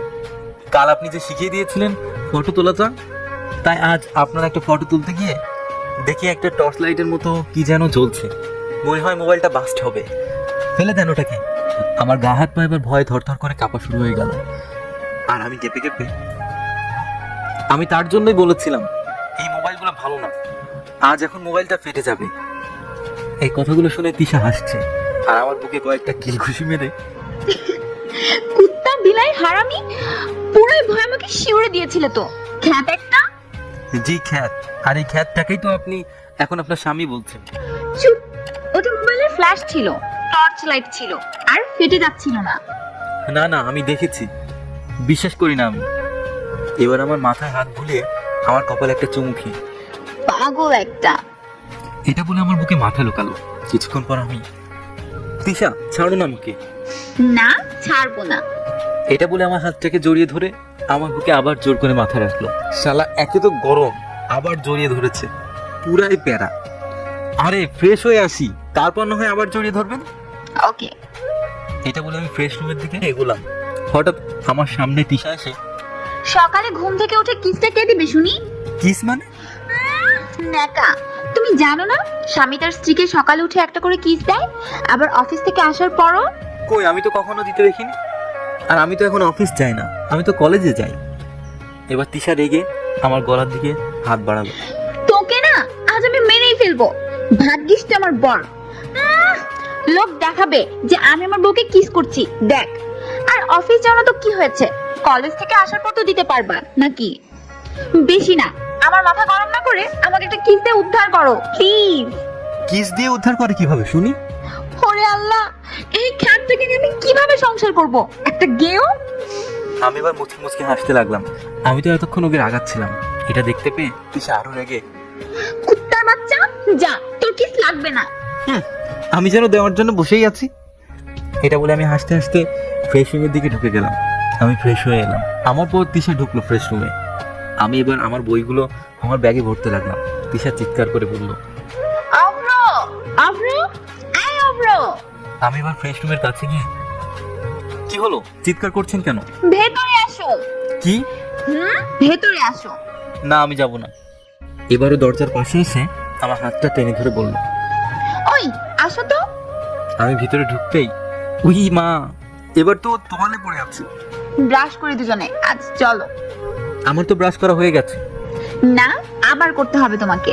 আমি আর করব না। চলো আয়নার সামনে। উফ আল্লাহ, মেয়েটা পাগল পুরাই। এবার আমি আয়নার সামনে নিয়ে গেলাম। এবার তিশা নিজে টুথপেস্ট লাগিয়ে, আজ আমি তোমাকে ব্রাশ করিয়ে দিব আর তুমি আমাকে। আমি তো শুনেই অবাক। না না, আমি পারবো না। শালা কি লজ্জা লাগছে মাইরি। ওই করবা কি না? ওই মুখ খুলো না। না, খুলবো না। তবে খ্যাত বলা। এবার আমার মুখটা ওর বাম হাত দিয়ে ধরে জোর করে ব্রাশ ঢুকিয়ে দাঁতের এপাশ ওপাশ ব্রাশ চালাতে লাগলো। শালা এত জোরে ব্রাশ করছে, দাঁতের চোয়ালগুলো না ভেঙে গেলে হয়। ওই আমারটা কে করবে শুনি? এবার আমি ওর মুখে ব্রাশ করাতে লাগলাম। আমি আয়নার দিকে তাকাতেই আমি লজ্জায় রাঙা হয়ে গেলাম। আর সেটা তিশা লক্ষ্য করলো, আর আমার মাথাটা চুলকে দিল। খ্যাত বলাটা দেখি লজ্জা পেয়ে গেছে। এটা বলার সাথে সাথে আমি লজ্জায় আর থাকতে না পেরে চোখ মুখে হালকা পানির ছিটা মেরে ওখান থেকে বের হয়ে চলে এসেছি। ফ্রেশ রুম থেকে বেরিয়ে আবার বেসিনের কাছে গিয়ে চোখ মুখ ভালো করে ধুয়ে নিলাম। শালা, তারপর লক্ষ্য করলাম মুখের ভিতরে রক্ত পড়ছে। তাহলে ভাইয়ারা আপনারাই ভাবুন কত জোরে ব্রাশ করেছে। এবার আমি ওখান থেকে এসে আমার সুইচওয়ালা মোবাইলটা নিয়ে সাপ গেমটা শুরু করে দিলাম। এরই মধ্যে কখন যে তিশা রুমে এসে, অভ্র, এই অভ্র, জি বলেন। অভ্র, আমাকে শাড়িটা পরিয়ে দাও না। বাবা, যে মেয়ে জিন্স টপ ছাড়া অন্য কিছু মুখ দেখতো না, আজ সে শাড়ি পরবে বলছে। শুনেও বেশ খুশি লাগছে মনে। আমি তো পারি না বড়তে। পারি না বলে শুনবো না আমি। আমি না তোমার বউ, পরাতেই হবে। আচ্ছা, আপনি নিজেই পরে নিন না। আমি পরবো মানে? আচ্ছা আচ্ছা, পরিয়ে দিচ্ছি। কি রাগ রে বাবা। এবার আমি শাড়ি পরিয়ে দিলাম। আমি এবার উঠে দাঁড়াতেই তিশা আমার গা ঘেঁষে দাঁড়ালো। তিশার ভেজা চুলে পানি টপ টপ করে নিচে পড়ছে, আর তিশার চুলে দেওয়া শ্যাম্পুর গন্ধে আমাকে পুরাই মাতাল করে দিচ্ছে।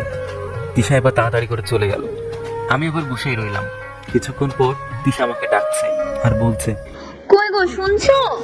ব্রেকফাস্ট করবে, আসো। আমি তো শুনেই অবাক। কই গো, আবার শুনছো? ওরে পিচ্চি পণ্ডিত, তুইও কবে শুনবি? তবে এরকম অহংকারী মেয়েকে বিয়ে করিস না, কারণ তুই তো আবার কারো রাগ সহ্য করতে পারিস না। যে রাগ দেখায় উল্টে তার উপরই তুই রাগ দেখিয়ে দিস। এবার আমি নিচে গেলাম। ব্রেকফাস্ট করার সময় তিশার আম্মু আমাকে ইশারা করে বলছে, তিশার আম্মু আমাকে ইশারা করে ধন্যবাদ দিল আর বলল, তুমি আমার মেয়েকে বদলে দিয়েছো। তখন আমি তাকে বললাম, আমি বদলে দেইনি, সে নিজেই বদলে গেছে। এটা বলে তিশার আম্মু এবার কিচেনের দিকে চলে গেল। আমি ব্রেকফাস্ট সেরে রুমে এলাম। এবার কলেজে যেতে হবে, তাই পিঠে ব্যাগ নিয়ে দরজার কাছে যেতেই দেখি তিশা দরজার দুপাশে হাত দিয়ে, কোথায় যাচ্ছ? কেন, কলেজে। এবার আমার কলার ধরে, বাসায় নতুন বউ থাকতে কলেজ কিসের? আজ কোনো কলেজ না। আচ্ছা। এবার আমি সোফায় বসে রইলাম আর দেখলাম তিশার ড্রেসিং টেবিলের কাছে গিয়ে কি যেন গোছাতে লাগলো। আমি আর না ভেবে তিশার দেওয়া মোবাইলটা হাতে নিয়ে চালানোর চেষ্টা করতে লাগলাম। চেষ্টা করেও কিছুটা পারলাম। আরো কিছু জানার জন্য, তিশা একটু এদিকে আসবেন। তিশা এবার আমার দিকে মুখ ফিরে, কেন? মোবাইলটা চালানোটা একটু শিখিয়ে দেবেন, তাই বলছিলাম আপনি এলে ভালো হতো। এবার আমার সামনে এসে শাড়ির খুঁটটা কোমরে গুজে দুটো হাত কোমরে রেখে তিশা রেগে আমার দিকে তাকিয়ে আছে। ওই এত আপনি আপনি করছো কেন? না না না তো, মানে এমনি। আজ থেকে তুমি বলে ডাকবা। আচ্ছা এখন বসুন। ওই কুত্তা, আবার আপনি?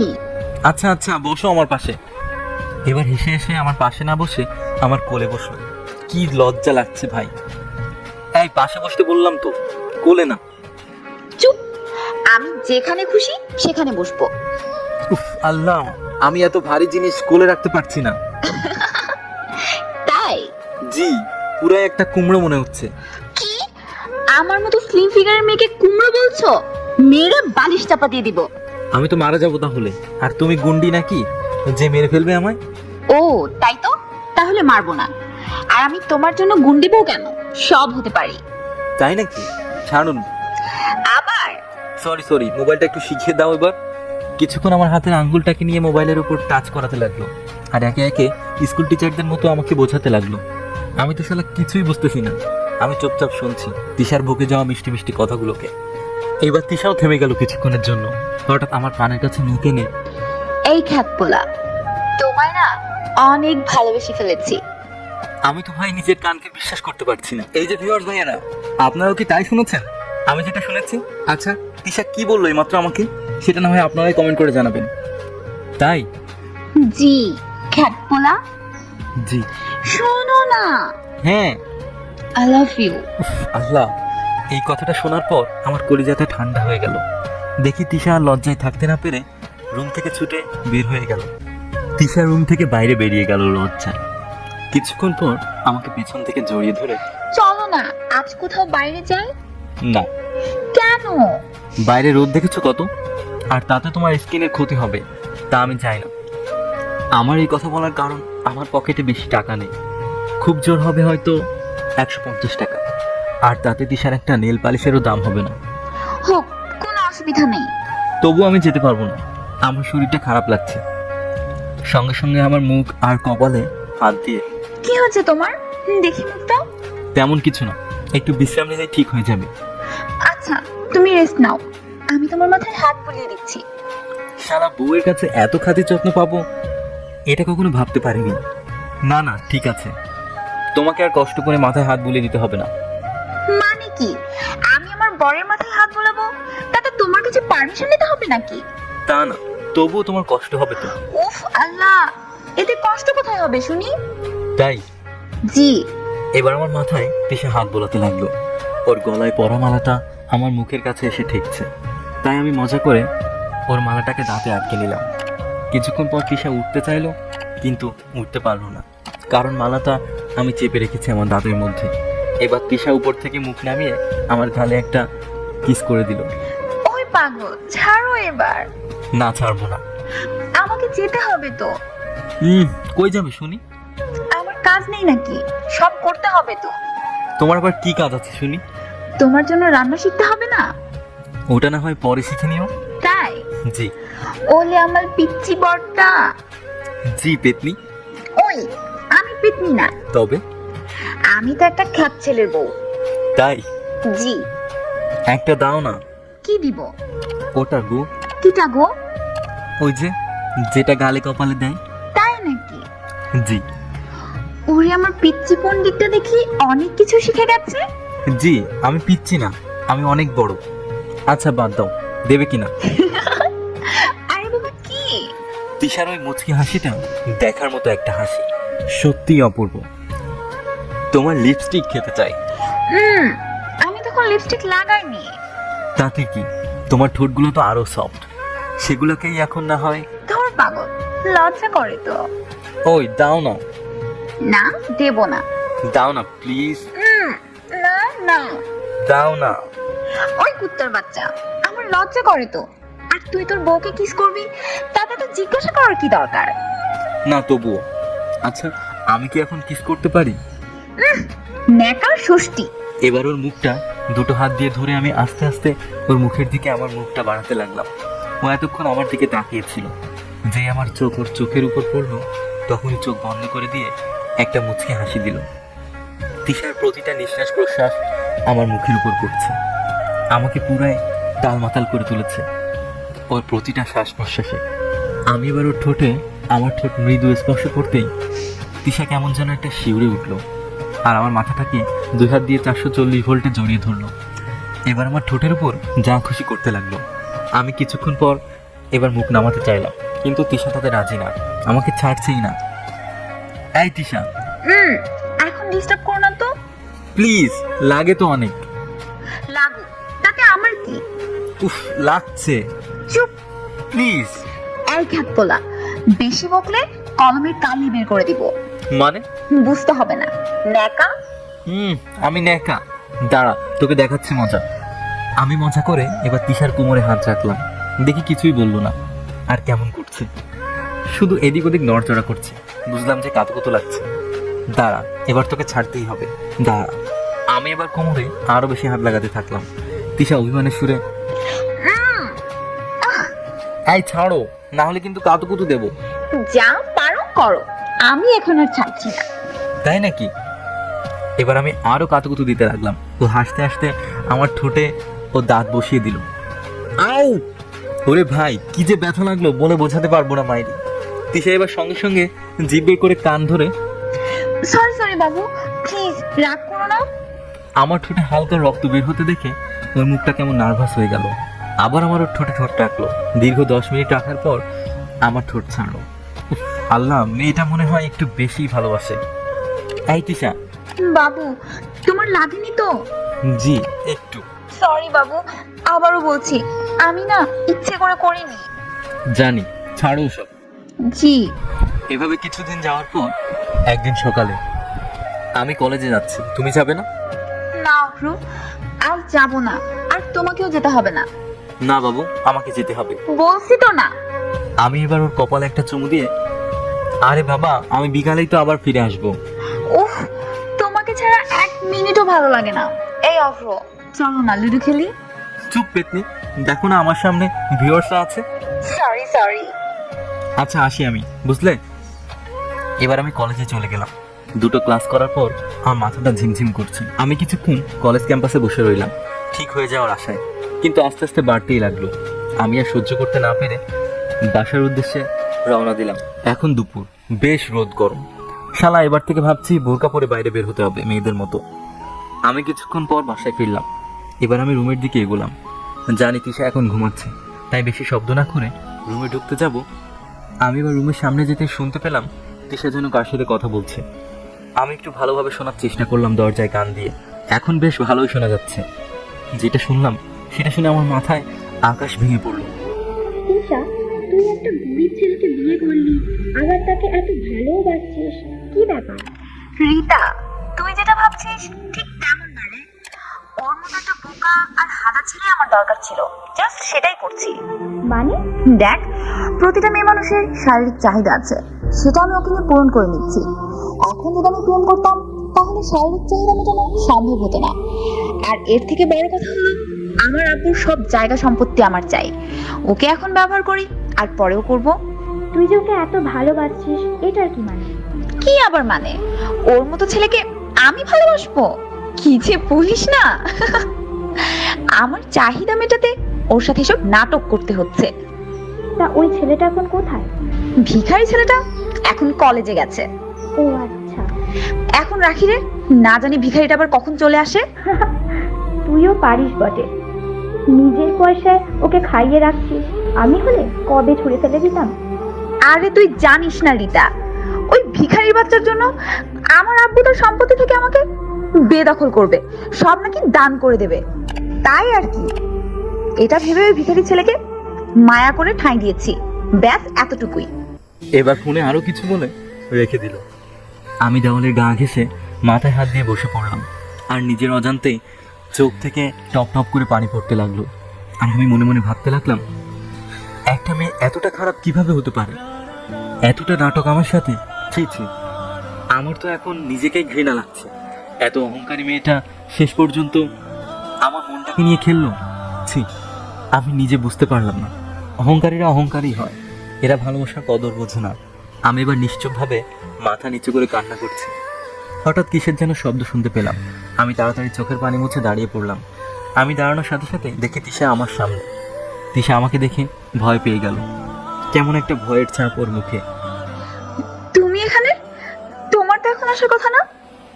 আমি আমার কষ্ট ভরা মুখ নিয়ে হাসির ছলে বললাম, না মানে শরীরটা খারাপ লাগছে তো। এবার এমন ভাব করলো তা আপনারা হয়তো বিশ্বাস করবেন না। সঙ্গে সঙ্গে শাড়ির আঁচল দিয়ে আমার মুখটা মুছে দিল আর আমার কপালে হাত দিল। কি হয়েছে আমার বাবুটার? কিছু না, এটা বলে আমি রুমে ঢুকে গেলাম। সত্যি কতটা নাটক করতে পারে অহংকারী মেয়েরা, সেটা আজ নিজের চোখে প্রমাণ পেলাম। ছি ছি, এটা দেখে দিশা আমার কাছে এসে, তুমি কি কিছু শুনছো? কি শুনবো? সত্যিটা বললে হয়তো দিশার কেয়ার আর পাবো না, কিন্তু খুব রাগও লাগছে। আবার মেয়েটাকে এ কয়দিনে অনেক ভালোবেসে ফেলেছে, আমার পক্ষে ওকে ভোলা অসম্ভব। মেয়েটা অহংকারী, সে তো তার স্বার্থের জন্য আমাকে ব্যবহার করছে। করুক, আমি না হয় ভালোবাসাটা এভাবেই পেলাম। আমি দিশাকে চেঞ্জ করবই, এত নাটক ওকেও আমি দেখাবো। আমাদের মতো গরিব ছেলেদের এটাই হয়, আর আমার সাথে এটা হলো। এবার দিশা রেগে এসে আমার গালে এক থাপ্পড় মারলো। আমি গালে হাত দিয়ে দাঁড়িয়ে পড়লাম। হাস করে চড়টা মারার পর আমি দাঁড়িয়ে গেলাম, আর আমার দিকে রাগি লুক নিয়ে, ওই কুত্তার বাচ্চা, কি তোর যে শরীর অসুস্থ, তুই একবার আমায় ফোন দিলি না কেন? তিশা আমার দিকে তাকিয়ে খুব রেগে রেগে কথা বলছে। ওকে দেখে বুঝতেই পারবেন না যে ও নাটক করছে। আমি এবার ওর সামনে মাথা নিচু করে, না মানে আমি ঠিক আছি। সে কত ঠিক আছে দেখতেই পাচ্ছি। আরে আমি সত্যিই ঠিক আছি। এবার কোথা থেকে যেন ওষুধ নিয়ে আমার সামনে এসে পানির গ্লাস আর ওষুধটা এগিয়ে দিয়ে, এই নাও কি ওষুধ। আরে আমার কিছু হয়নি। নিতে বলেছি আমি। না আমি খাবো না। ভিখারির বাচ্চা তো ভিখারি হয়, তোরা তো ওষুধ খেতে জানিস না, খাস তো গাছ গাছরা। আমাকে যা বলার বলুন, এখানে আমার আব্বুকে টেনে নিয়ে আসবেন না। কেন, তোমার আব্বু কি অনেক টাকার মালিক নাকি? সেটা না, তবে থাক, গ্রামে গ্রামে ভিক্ষা করে বেড়ায়, বুঝেছি। তিশা তুমি কিন্তু সহ্যের সীমা ছাড়িয়ে যাচ্ছ। আমাকে তোর রাগ সহ্য করতে হবে নাকি? দরকার হলে সেটাই করতে হবে। অবশ্যই করব, যেদিন তুমি আমার যোগ্য স্বামী হিসেবে আমার পাশে দাঁড়াবে।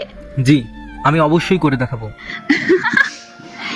আমার স্বামীকে এমন কিছু করে দেখাতে হবে যাতে সব কলেজের মেয়েরা তাকে দেখে ক্র্যাশ খায়, আর তোকে দেখে তো একটা কুত্তাও মুখ ফিরিয়ে নেবে। খ্যাত একটা। হ্যাঁ আমি খ্যাত, তবে আমি তোমার যোগ্য স্বামী হয়ে দেখাবই। আচ্ছা দেখা, এখন ওষুধটা খেয়ে নাও। না আমি খেতে চাই না। কেন? যে আমায় নিজের স্বার্থের জন্য ব্যবহার করে তার হাতের মধুও বিষ হয়, আর আমি সেটা খেতে চাই না। এই কথাটা শোনার সাথে সাথে তিশা কেমন যেন চুপসে গেল, আমার দিকে একবার তাকিয়ে। মানে? দূর, মুখ থেকে ফসকে গেল কথাটা, কিন্তু আমি তিশাকে এক ফোঁটাও নিজে থেকে কষ্ট দেব না, তাই আমি কথাটা এড়িয়ে যাওয়ার চেষ্টা করলাম। না কিছু না। আমি এবার তাড়াতাড়ি ওর হাত থেকে ওষুধ নিয়ে খেয়ে নিলাম। Good boy. এবার এসে এসে আমার সামনে থেকে চলে গেল, কিন্তু এখন আমার একটা চিন্তায় মাথায় ঘুরপাক খাচ্ছে। যেভাবে হোক তিশার সামনে আমাকে প্রমাণ করতে হবে যে তিশার আমি যোগ্য স্বামী। কিছুক্ষণ পর তিশা আমার হাত ধরে নিয়ে খাবার টেবিলে গেল। দেখি তিশার আব্বু আম্মু বসে আছে। আমি এবার গিয়ে বসলাম। আমার দিকে তিশার আব্বু একবার তাকালো, আর খাবার খেতে খেতে, কি হয়েছে অব্র, তোমার মন খারাপ মনে হচ্ছে কেন? কই না তো। কিছু তো বলেছে তিশা তোমাকে। না না আব্বু। সত্যি করে বলো, তারপর দেখো তিশাকে কি করতে পারি। আমি এবার আমার ঠোঁটের কোণে মিথ্যা হাসি এনে, না না আব্বু, কিছুই না। আপনার মেয়ে তো আমাকে অনেক ভালোবাসে। বাহ, এত তাড়াতাড়ি তোমরা তোমাদের ভুল বুঝতে পেরেছো, এটাই অনেক। আপু, তাহলে দলিলগুলো ঠিক করলে হতো না? মানে? না মানে, আব্বু তুমি তো বলেছিলে আমাদের মধ্যে সব ঠিক হয়ে গেলে আমার নামে সব জায়গা সম্পত্তি লিখে দিবে। মানে কি অব্র, তিশা কি বলছে? আব্বু আমার দিকে আঙ্গুল বাড়িয়ে বলছে, মেয়েটা কত স্বার্থপর। ছি ছি, এই মেয়েটাকে আমি ভালোবাসি, আর ওই মেয়ে ভালোবাসে তার আব্বুর ধন সম্পত্তিকে। ছি ছি। এবার আমি মাথাটা তুলে আব্বুর দিকে তাকিয়ে, না না আব্বু, তিশা এভাবে বলতে চাইনি। তাহলে? আমি এবার কথাটা বলতে যাব, ঠিক তখনই তিশা বলল, না মানে আব্বু, অভ্রই আমাকে কথাটা বলতে বলেছিল। আমি শুনেই তো অবাক। আমি কখন বলতে বললাম? আমি জানি এবার আমাকে ফাঁসানো হচ্ছে। তিশার আব্বু আমার দিকে ঘৃণার চোখে তাকিয়ে খাবার প্লেটে হাত ধুয়ে, সি, কখনো এটা ভাবতে পারিনি। এটা বলে উঠে রুমের দিকে চলে গেল। আমার এখন নিজের কেমন যেন একটা ফিল হচ্ছে। তিশার উপর খুব রাগ হতে লাগলো। আমার মুখে আর কোনো রকম খাবার উঠলো না, শুধু খাবারগুলো নাড়াচাড়া করছি। আমি এবার না খেয়ে সোজা রুমে চলে এলাম, আর বসে বসে ভাবতে লাগলাম তিশার আব্বুর কাছে গিয়ে আমি সব কথা খুলে বলবো। তাই আমি তিশার আব্বুর রুমের দিকে গেলাম। এবার আমি দরজায় নক করলাম, আসতে পারি আব্বু? এসো। আমি আব্বুর দিকে এগিয়ে গেলাম, পাশে গিয়ে বসলাম। আব্বু, আপনি যেটা ভাবছেন ঠিক সেটা না। আপনাকে যখন সব বলি, এটাও আপনাকে শুনিয়ে রাখা উচিত আমার। আচ্ছা, কি বলবো বলো। এবার আমি পুরো ঘটনাটা খুলে বললাম। এটা শুনে আব্বু মাথা নিচু করে, অভ্র বাবা, আমাকে ক্ষমা করে দাও। আমি এসব না জেনেই তোমাকে খুব খারাপ ভেবেছি। আরে আব্বু, আপনি আমার গুরুজন মানুষ, আপনি আমার কাছে ক্ষমার কথাটা বলবেন না, আমার পাপ হবে। আচ্ছা বাবা, আমার তো ভেবে খারাপ লাগছে যে আমার মেয়েটা এত খারাপ হয়ে গেছে, তোমার সাথে এভাবে নাটক করছে। ছাড়ুন আব্বু, আমি গরিব আর আমার সাথে এটা হওয়ারই ছিল। না না বাবা, আজ থেকে তুমি গরিব না। এবার আলমারি খুলে কতগুলো টাকা বের করে আমার সামনে ধরে। এই নাও বাবা, এই টাকাগুলো নিয়ে কোনো মলে যাও। না আব্বু, আমার টাকা লাগবে না, আর মলেও যাওয়া লাগবে না। বাবা, এটা ফ্যাশনের যুগ, তুমি মলে যাও আর যতক্ষণ পারো স্টাইলিশ জামা কাপড় কেনো, আর সেগুলো পরে তুমি কলেজে যাবে। দেখি তুমি কেমন স্মার্ট না হও। না আব্বু, আমি যাব না। এবার আমার দিকে চোখ রাখি। বিকালে আমার সাথে মলে যাবে, এখন যাও। আমি এবার মাথা নিচু করে চলে এলাম। শালা, এটা শ্বশুর না পুরাই মহিষাসুর মনে হচ্ছে। এবার আমি রুমে ঢুকতে যাবো, ঠিক তখনই দরজার কোণ থেকে তিশা আমার উপর ঝাঁপিয়ে পড়লো। এবার আমাকে জড়িয়ে ধরলো আর আস্তে আস্তে বিছানার দিকে নিয়ে যেয়ে আমাকে ফেলে দিয়ে আমার গালে কিস করতে লাগলো। আমার জামাটা এবার খুলে দিল। আমি রেগে ওকে টেনে আমার শরীরের উপর থেকে নামিয়ে দিলাম। আমার জামার বোতামটা লাগিয়ে এক পাশে শুয়ে পড়লাম। কিছুক্ষণ পর দেখি আবার আমার গায়ে পা তুলছে আর পেছন থেকে জড়িয়ে ধরছে। আস্তে আস্তে দেখি আমার উপরে চেপে গেল এবং আমার সামনে এসে আমার নাকটা টিপে ধরে, এই লুডো খেলবো? না, আমি খেলতে রাজি না। ওই, না খেললে কলমের সব কালি বের করে দেবো। চুপ করো, ঘুম পাচ্ছে। সত্যিটা বললেই হয় যে কলমে কালি নেই। দাঁড়া পেতনি। এবার আমি একটু রেগে গিয়ে, বুঝতে পারছেন হয়তো, আর বলা লাগবে না। এবার বিকালে তিশার আব্বুর সাথে মলে গিয়ে নানা রকমের স্টাইলিশ ড্রেস কিনে আনলাম। শালা, এত ড্রেস জীবনেও দেখিনি। আমাদের মতো ছেলেদের একটা জামা কিনলেই সেটা অনায়াসে 1 বছর পরতে হয়, খুব কষ্ট করে। কিন্তু এদের তো অনেক জামা কাপড়। পরের দিন সকালে আমি ফ্রেশ হয়ে রুমে বসে আছি। অভ্র, কলেজে যাবে না? না, যাব না। আচ্ছা, আমি আসি তাহলে। আচ্ছা। এবার আমার কপালে একটা চুমু দিল, আমিও দিলাম। পাগলিটাকে অনেক ভালোবাসি তো। এবার তিশা চলে গেল। আমার কলেজ যাওয়া না বলার কারণ হলো তিশার আব্বুর আমাকে কি যেন দরকার। কিছুক্ষণ পর আমাকে তিশার আব্বু ডেকে নিয়ে গেল। দেখি তিশার আব্বু আমাকে চুজ করে করে ড্রেস পরতে বললো। বডি স্প্রে, সানগ্লাস সব পরিয়ে দিল, এমনকি হেয়ার স্টাইলটাও বানিয়ে দিল তিশার আব্বু। আগে সেলুন ছিল নাকি কে জানে। আমি এবার আয়নার সামনে গিয়ে দাঁড়ালাম, নিজেকে নিজেই চিনতে পারছি না। এবার আমাকে কলেজে যেতে বললো। যাও বাবা, আজ তোমাকে দেখে কেউ চিনতে পারবে না। আচ্ছা। আমি এবার হেঁটে হেঁটে যেতে লাগলাম। এটা দেখে তিশার আব্বু আমাকে আবার ডাকে। বাবা, তুমি বাইক চালাতে পারো? জি না, মানে একটু। এই নাও চাবিকাঠি। এবার আমি কলেজে ঢুকতেই সবাই আমার দিকে তাকাচ্ছে। আমি তো কেমন হয়ে গেলাম। আমি এবার বাইক স্ট্যান্ড করে আমার শ্বশুরের কথা মেনে যাচ্ছি, মানে চুলটা ঠিক করে নিলাম আর জামার হাতাগুলো গুটিয়ে চশমা একবার ঠিক করে নিলাম। এবার আমি নিজের একটা ভাব নিয়ে এগোতে লাগলাম। সব মেয়ে আমার দিকে তাকিয়ে ওয়াও, স্টাইলিশ। আরো অনেক কমেন্ট করতে লাগলো আর আমি দেখতে একটু কিউট টাইপের, সেই ছোটবেলা থেকে। এবার দেখি তিশা আমাকে দেখছে। ও ওর পড়ে থাকা চশমাটা খুলে দেখতে লাগলো। আমি আর চোখে একবার ওকে না দেখার ভান করে চলতে লাগলাম। এবার একটা মেয়ে আমার কাছে এসে বলছে, হাই স্মার্ট। হ্যাঁ বলুন। দেখি কোথা থেকে তিশা এসে, কুত্তা। জি বলুন, দেখাচ্ছি মজা, দাঁড়া, চল বাসায়। এবার আমার হাতটা ধরে সোজা বাসায় নিয়ে চলে এলো। তারপর তিশা এবার আমাকে বাসায় এনে, কি হচ্ছে এটা শুনি? মানে কি? মানে আজ তো সাজগোজ কিসের? এবার আমি একটু অ্যাটিটিউড দেখিয়ে, কেন আমি সাজতে পারি না? না, তা না। তাহলে? কিছু না, যাও ফ্রেশ হয়ে নাও। না, আমি ফ্রেশ হব না। তো কি করবে? কলেজে যাব। কেন? কেন বা? আমার দরকার। সে জানাই আছে। কি জানা আছে শুনি? সব মেয়েরা যেভাবে তাকাচ্ছিল। হ্যাঁ বুঝলাম। তাদের মধ্যে আমাকে একটা জিএফ বানাতে হবে। সঙ্গে সঙ্গে আমার জামার কলারটা ধরে, কি? আর একবার বলো। আমাকে একটা গার্লফ্রেন্ড বানাতে হবে। তোমার মেয়াদ মাত্র আর 3 মাস। মানে? মানে আমাদের ডিভোর্স। এই কথাটা শুনেই কেন জানি না তিশার মুখে ভয়ের ছাপ দেখতে পেলাম আর ওর মুখে বিন্দু বিন্দু ঘাম জমছে।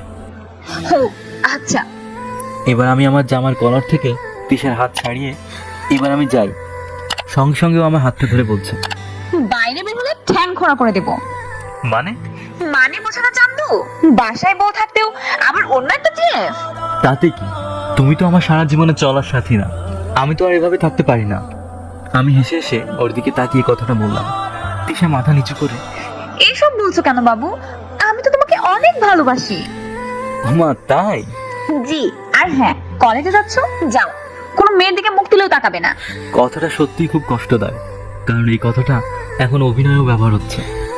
আচ্ছা। আর শোনো, কি? রাস্তায় মাথা নিচু হয়ে চলবে, ওকে? কেন? তুমি না অনেক কিউট। তোমাকে দেখে যে কেউ ক্রাশ খাবে। তা খেতে দাও। সোজা আমার কাছে এসে আমার জামাটা টেনে, কুত্তা বাচ্চা, ক্রাশ খাবে মানে কি? আমি আর সহ্য করতে পারছি না। আমি আর সহ্য করতে পারছি না এত অভিনয়, এত আলগা হাসির পিরিত। তাই আমি রাগে বাম হাতটা তুলে ওর দিকে দেখিয়ে, থাক, আর এত নাটক করা লাগবে না। মানে খুব সোজা, এগুলো তোমার সব নাটক। বাবু, আমি তোমাকে সত্যিই ভালোবাসি। বললাম না এসব নাটক এবার অফ করো। বাবু, বিশ্বাস করো, আমি তোমাকে মনে প্রাণে ভালোবাসি। সে কেমন ভালোবাসো জানাই আছে। কেমন শুনি? তুমি আমাকে একটা অস্ত্রের মতো ব্যবহার করছো, শুধুমাত্র তোমার আব্বুর এই ধন সম্পত্তি আর শরীরের চাহিদা মেটানোর জন্য।